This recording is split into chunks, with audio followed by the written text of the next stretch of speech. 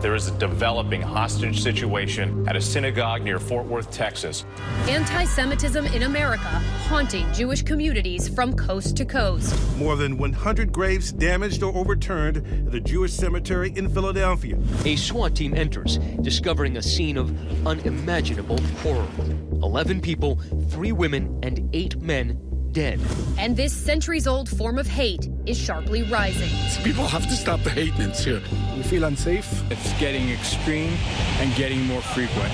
In a new report, the Anti-Defamation League finding anti-Semitic incidents in the U.S. reached an all-time high in 2021. More than 2,700 acts of assault, vandalism, and harassment against Jews, a 34% increase since 2020.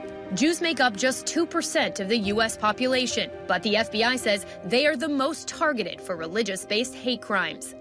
There is hardly a time when you would walk by a synagogue or a Jewish school and find the doors wide open. There's generally a guard keeping close watch, and it takes multiple layers of security just to get inside. We met cantor Daniel Singer outside this synagogue on Manhattan's Upper West Side. He tells us his congregation has dramatically stepped up their safety protocol. New York now leading the nation in anti-Semitic incidents. We have front door security. We have oftentimes police security here on the street. We're trained as to what to do with the children in the nursery school or in the religious school.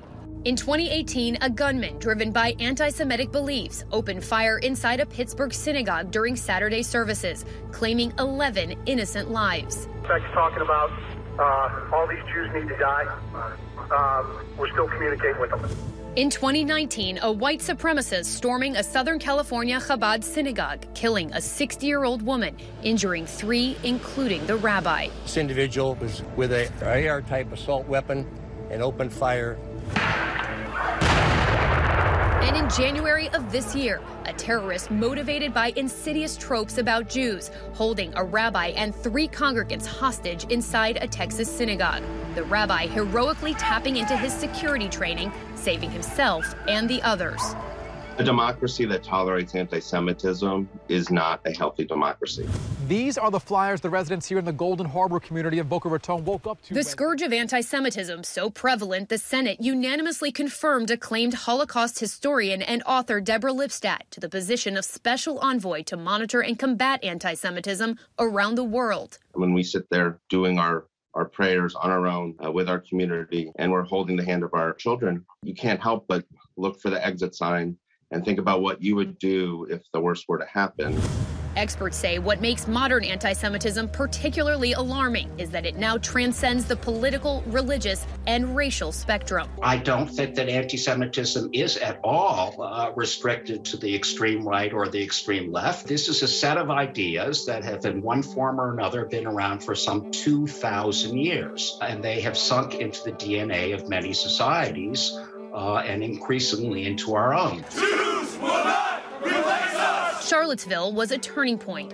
Deeply dangerous rhetoric out in the open. Increasingly, we've seen these extremists see Jews as the primary enemy. When do we typically see the sharpest spike in anti-Semitism? Just about a year ago, when there was an 11-day conflict between Hamas and the Gaza Strip and Israeli authorities, we see an enormous spike in anti-Semitism worldwide. The ADL saying anti-Semitic attacks doubled during that conflict. Near New York's Times Square, a Jewish man brutally beaten by a pro-Palestinian protester. I was just, bracing for, impact and just in survival mode, trying to make it through. A similar scene at an LA restaurant.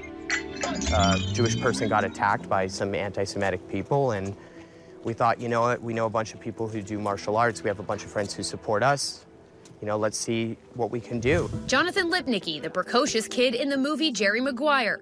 Jared, do you know the human head weighs 8 pounds? But now, at 31, he's playing a very different role. So with Shabbos Angels, which is what we're called, a group of Jews and non-Jews alike, walking alongside those who observe the Jewish Sabbath. About a year ago, due to the conflict in the Middle East with Israel, and we started just walking people because there was a need for it. Protecting the community and fighting hate step by step. It's important to me because not only because I'm Jewish, but because it's right and wrong.